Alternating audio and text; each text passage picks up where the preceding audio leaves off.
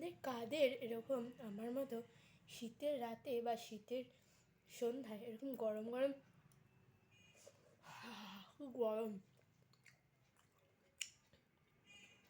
দারুণ হয়েছে গাজরের হালুয়া খেতে ভালো লাগে বলো তো?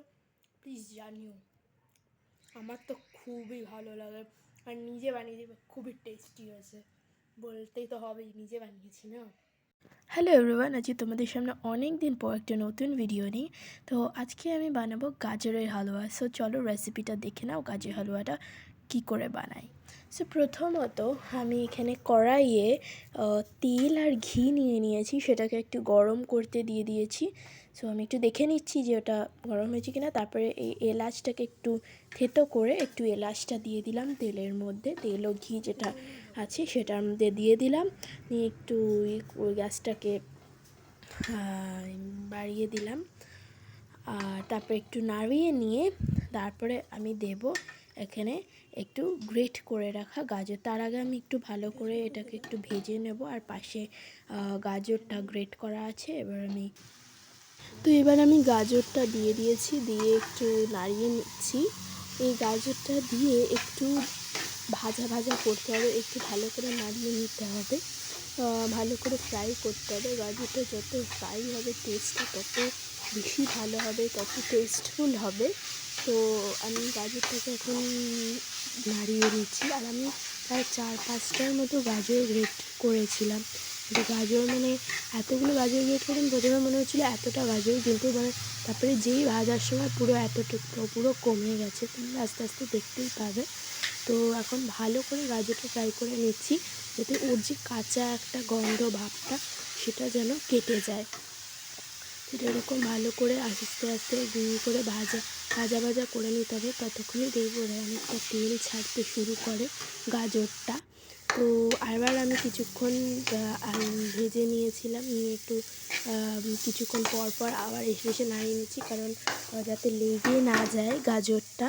তো সেই বুঝে ততক্ষণ ভালো করে নাড়াতে হবে।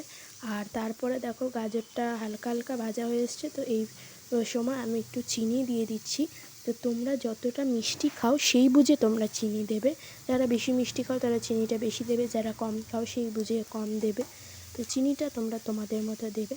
আমি চিনিটা দিয়ে এখন আমি একটু নাড়িয়ে নিচ্ছি, নিয়ে আরেকটু কিছুক্ষণ একটু ভাজা করে নিয়ে চিনিটা যাতে মেল্ট হয়ে যায় সেই রকম আরেকবার ভাজা করে নেব এবং নাড়িয়ে নেব। তো ভালো করে এখন আমি মিশিয়ে নিচ্ছি। তো দেখো এটা চিনিটা দেওয়ার পর অনেকটা তেল ছাড়তে শুরু করে দিয়েছে, আর চিনিটা আস্তে আস্তে মেল্ট হয়ে যাচ্ছে। নিয়ে আমি আরও কিছুক্ষণ এইভাবে ভাজা করব, একটু নাড়াতে থাকবো। তো এখন আরও কিছুক্ষণ নাড়িয়ে নিচ্ছি। এই সময় তোমরা একটু ঢাকা চাপা দিয়ে দিয়েও নাড়াতে পারো। তো আমি একটু করে অল্প আস্তে আস্তে করে নাড়াচ্ছিলাম। আর এই সময় নাড়ানোর পর আমি একটু পরে দেব দুধটা, কারণ ভালো করে আমি এটাকে ভাজা করবো আর কি। তো এই সময় আমি এবার দিয়ে দেবো দুধ।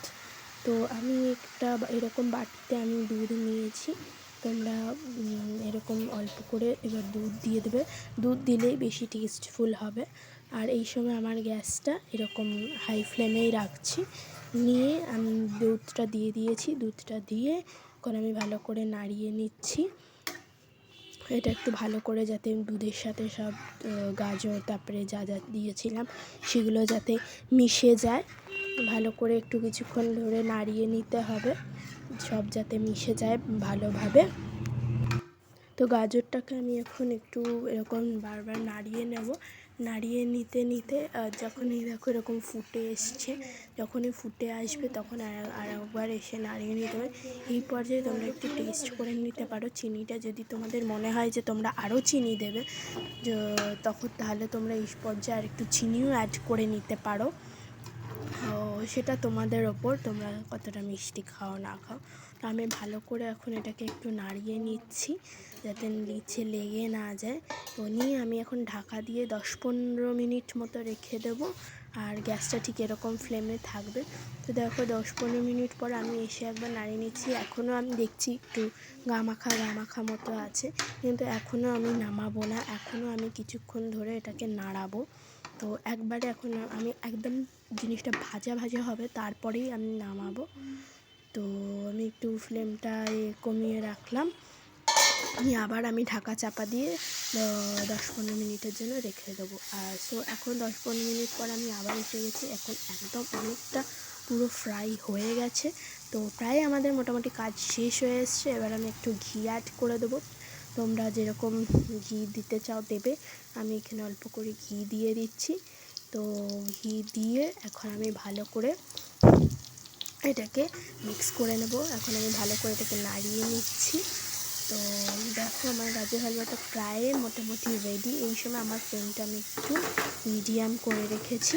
তো ভালো করে এখন এটাকে একদম মিশিয়ে নেবে যাতে ঘিটা, আর এটার এত সুন্দর এই সময় একটা অ্যারোমা আসছিল কি বলবো। তো তোমরাও এভাবে বানিও, খুবই টেস্টি হয় খেতে। আর তোমরা চাইলে একটু কিশমিশ কাজু অ্যাড করতে পারো, যেটা আমি করিনি, কারণ আমি এর সাথে কিশমিশ কাজু অতটা প্রেফার করি না খাওয়া, আমার ভালো লাগে না আর কি খেতে। সো আমার মোটামুটি হয়ে এসছে এই পর্যায়ে। তো আমি এখন গ্যাসটা বন্ধ করে দিয়ে নামিয়ে নেব, নিয়ে আমি এটা সার্ভ করব।